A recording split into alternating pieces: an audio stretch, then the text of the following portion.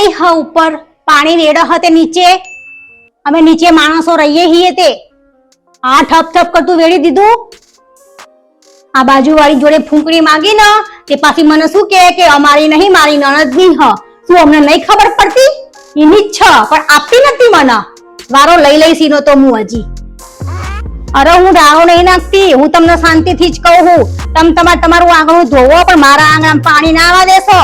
હું મારા ઘરનું કહું તમારું પાણી કાઢું વાત તો સહી હે હેલો